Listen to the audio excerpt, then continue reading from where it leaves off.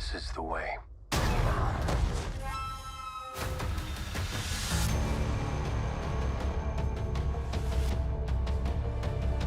The Mandalorian Season 3 has concluded today, and before I get into the review, it's going to be full of spoilers, so you have been warned. If you've been following my channel, you know I love The Mandalorian. I think The Mandalorian is the best thing that Disney Star Wars has made so far. Over time, I've appreciated Season 1 a lot more than the first time I watched it. It's about a gunslinger. He finds his purpose. He's just trying to be a better person, and it's a fun Star Wars adventure. Each episode, we have a different adventure, and it's a lot of fun, and we have characters we care about. It's very simple. That's why that season works so much. And then Season 2, even though it is basically a hub to create more of these spin-off series, the story itself stayed very simple. We need Grogu to find a Jedi, so Mando's going to help him. So I think when you combine Season 1 and 2 of The Mandalorian, it is hands down the best thing Disney Star Wars has made so far, and some of the best Star Wars we've ever seen. But I feel like Season 2 concluded that story perfectly. I know there are some things that were left open, but overall that story I felt like had its satisfying ending. But then we get Mandalorian Season 3, and I was curious what they were going to do. But I have to give Disney some credit for being a little unexpected, because the route they took on how they're going to tell the story, I wasn't expecting it all, because if you didn't watch the Book of Boba Fett, you'd be so fucking confused at the beginning of Mandalorian Season 3. Regardless, the season is here, and I was curious to see what they would do next, because as I was just saying, I felt like the story already concluded. And Season 3 for me is just okay. I don't think it's as bad as a lot of people are saying it is online, and I don't think it's as good as a lot of the Star Wars purists are saying. And I guess that's just the epitome of Star Wars right now, and probably just Disney Plus in general. The overall plot of Mandalorian Season 3 is Mando needs to redeem himself, and then also at the same time, the Mandalorians need to take back Mandalore. And I'm assuming there's a lot of things from the Clone Wars in this season that are referenced that I honestly didn't pick up on, because I've only watched a few episodes of the Clone Wars.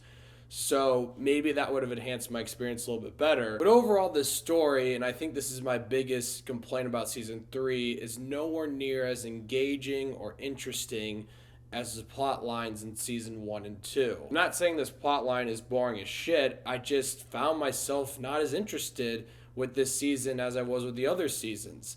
Like the other seasons, I was looking forward to a Mandalorian episode week to week. I could not wait to see what was happening with Mando and Grogu and how their adventure is going to unfold. I'm gonna be honest, I just binged the last 5 episodes in the last couple of days, because I am far behind on Mandalorian Season 3, because I'm just not as interested. I don't know if that's me just being cynical with a lot of the Disney Plus projects that have come out recently, but Mandalorian was one that I've always looked forward to. I was really looking forward to Season 3, but it just lost my interest at one point. Look, I'm already completely shitting on this season, and I don't want it to sound like I hated this season. I thought it was fine. It's just not nearly as good as the first 2 seasons. I thought all the stuff with Bo-Katan was great. I love learning a lot more stuff about Mandalorians, Mandalore. I thought all of that was really interesting. But overall, I just felt like the season itself wasn't paced as well or engaging as the other 2 seasons. Like the overall series of The Mandalorian, a lot of the episodes feel filler because it's a small Star Wars adventure that they have to go on, and that's one of the reasons why I love The Mandalorian. Those episodes are a lot of fun. Here, it felt like this season had a lot of filler episodes that just weren't as interesting.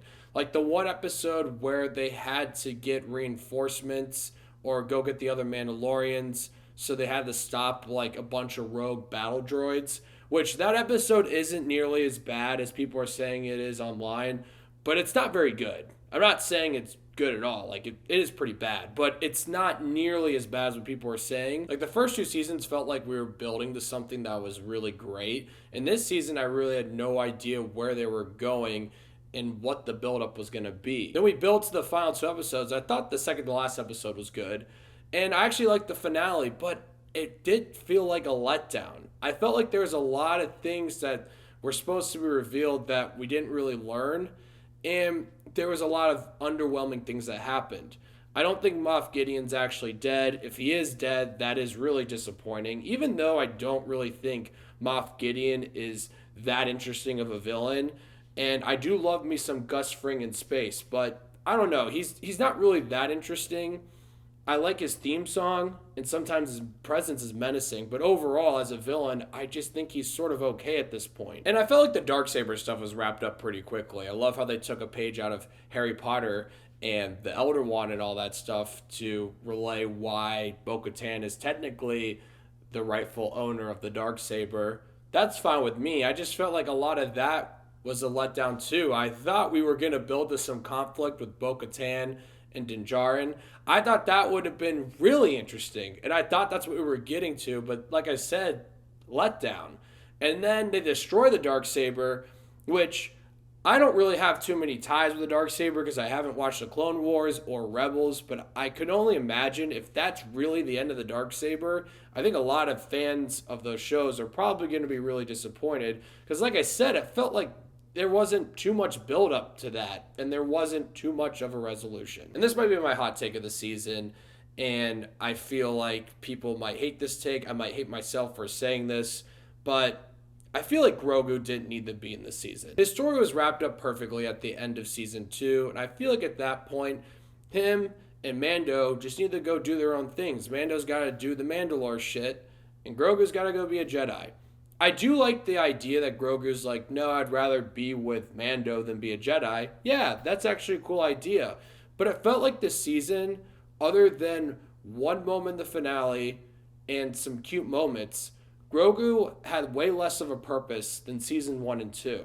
It almost felt like season 3 wasn't going to have Grogu in it, but some exec was probably like, are you fucking serious? You're not going to have Baby Yoda in The Mandalorian? That's half of our fucking viewers. I would not be shocked if there was a conversation like that behind closed doors, because he just felt like he was in the background most of the time, when I feel like it really just takes away from that emotional ending at the end of season 2. It's not as powerful anymore, and overall not as good. The final episode wraps everything up like it's a series finale. And I would have been surprised if it was a series finale because they have a billion spin-off series that they're making. I'm not surprised if they're going to make a Bo-Katan spin-off series now. But I already read there's going to be a season 4. So I was surprised to read that because of how season 3 ended. I really don't know where they go from here. But overall, every aspect of this season just felt less of seasons 1 and 2. From storytelling, character development, even the production. The aerial battles are fucking amazing. Those look great. Those are some of the best aerial battles we've seen in all of Star Wars. But just like them hanging out in like a location, everything just looks a little bit cheaper. I don't know why. I think this is overall a huge billion-dollar production, and most of the time it looks great. But there are times we're sitting at certain locations, everything just looked cheaper.